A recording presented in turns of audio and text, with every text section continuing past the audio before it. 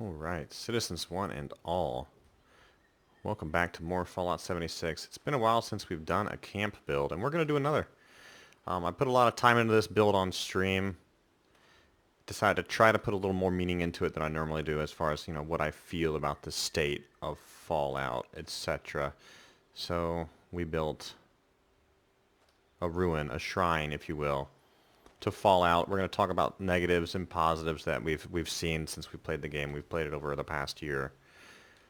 A little more than a year now. So we start with the circle of trees here, which is, in my mind, circle of life. But we're not going to call it that. But the circle to me around the shrine represents the life that we wanted 76 to have, and it didn't necessarily maintain. But let's go ahead and enter into the shrine. The ruin, as you will. And the ruin, the walls here, that's the current state of the game. Dilapidated. Has some fun some fun things, some not so fun things.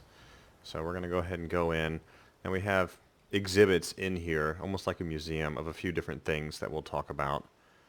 Things that mean a lot to me. And we're going to start over here with the bling, if you will. And in this case, it's mainly referring to the scrap box. And as you can see, we have a decent amount in the scrap box. Nothing outrageous, but a decent amount. Now the scrap box, if you're not familiar with it, that is something that you have to pay for. It's part of Fallout First. Fallout First gives you a private 8-person server with minimal admin capabilities. Gives you some credits every month, some bonus items like the survival tent, which we can't place here, which is handy, but most of all the scrap box. And if you've been in the streams in the past, I always go back to the scrap box saying this should have been an item that Bethesda gave all players as an apology for all the issues with junk, the weight, problems never having space in your storage bin. Should have been given to everybody for free. It would have been a great PR piece. It would have been great consumer and customer outreach, and it would have done a lot and meant a lot to a big portion of the audience that has since moved on. They're the diehards like myself. I have a love-hate relationship with this, but I think that had the scrap box been given to everybody, it would have solved a lot of problems and it would have helped a lot. But no, you have to pay for it. It's a premium service, which capitalism, of course, they would do what you please, but it looks bad, Bethesda, just so you know. Just like the topiaries looked bad when they were accidentally free and then you just didn't leave them free and made people pay for them or whatever the fuck happened there. So, I never liked that either. I never liked that. The topiary piece. And then we proceed over to here. The perfectly preserved pies, which I did recently notice one was missing. I think it's just glitched out, but it's still there. So the pies to me mean like different exciting moments in the game, because it's really exciting to find a perfectly preserved pie. So there's times when I love the game. There's times when the game pisses me off, and that would be what this is, the punch bowl, full of vintage Nuka Shine. That's the parts of the game that just catch up to you. It's a trap. That's why the skull is there. So yeah, it's got great moments. I love it. Sometimes I don't play it for a while. That's the punch bowl. Some nights I'm just like, you know what? I'm done. I can't take it anymore. And then we proceed here to the last shrine, which is a single red heart surrounded by eggs. All the chances, all the different patches, everything that's happened. Each one's been one of these eggs to me. And the red heart, the single red heart represents, a lot of people still enjoy the game, still like it, myself being one of them. Although I have my days where I'm just like, I'm done, I can't deal with it anymore. So, but that's everybody that still enjoys to play. And one of my favorite parts of the game to date remains to be the build system. I think that's why the game has survived as well as it has. And in the center, of course, we have the hero of the wasteland, which is what the shrine is built around, but that's where the Vault Boy statues come in. I kind of consider these Vault Boy statues to be players, bug finders, people that talk about their experiences, things that they've seen. And then Bethesda goes and bans those players that are finding glitches and bugs that bring them to their attention via normally YouTube videos. So that's why their backs are to Wastelanders, because that's going to blow up. We shall see, though. I mean, a couple of things that I've never really liked is Bethesda has not done the best job. 76, the 76 dev team and staff have not done the best job, really, in the outreach perspective. They seem to take a very interesting viewpoint on these people that do post these videos because they don't like it. I'm assuming maybe there's some T's and C's stuff about like glitching abuse and bug abuse to some degree that they just catch them in a loophole type of bullshit. But either way, Bethesda can obviously do a better job with how they handle that. And these people, in my experience, have pointed out bugs that matter. And that's why they're all facing outward. And then, let's see, there's one other thing. We went ahead and did the 4 Horsemen of the Apocalypse on each corner of the ruin here.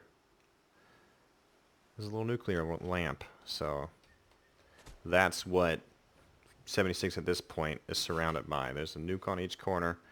Wastelanders is going to make or break 76. Absolutely going to make or break 76. Now I hope it does well. I really do.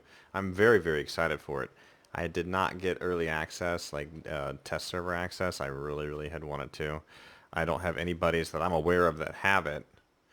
And I think with the NDA being signed either way, I don't even know if they can talk about it. So I wish I had gotten it. I've poured my heart and soul into 76 as a game. I've done a lot of videos, a lot of streams, a lot of uploads, some guides here and there. Just stuff that I enjoy when I have the time in between, a full-time job and a family. Not to mention the ongoing corona nastiness now. So things I would like to see this year in the future from 76. The dev team especially, I really, really want them to be more receptive to players, receptive to things that players want, understanding that glitches and bugs happen, and I would still love them to consider giving out something a bit bigger that takes the sting away. I mean, people have spent a lot of time and money here.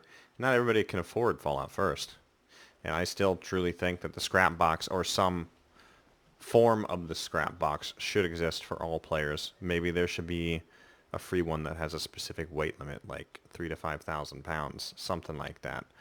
Like, I know my scrap box is well past that type of weight at this point. I don't know how much it weighs, but I guarantee you it's well over probably 10,000 pounds worth of stuff. So to see some kind of freebie scrap box or something, 3,000 to 5,000 pound range would be a great PR outreach move by Bethesda and something they should truly consider.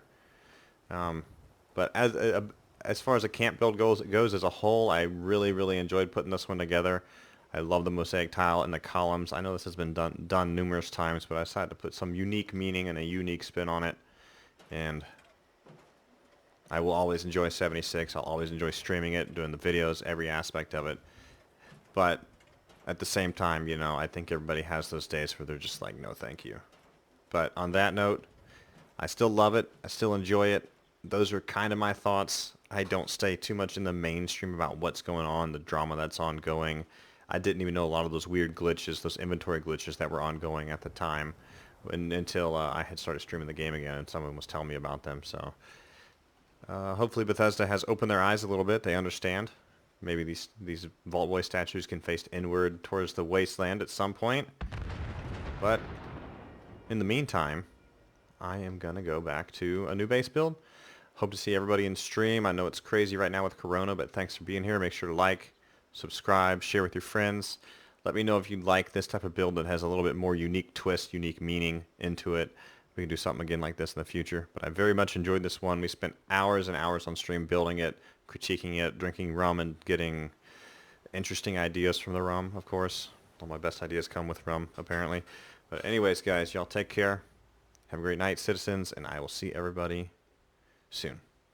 Good night.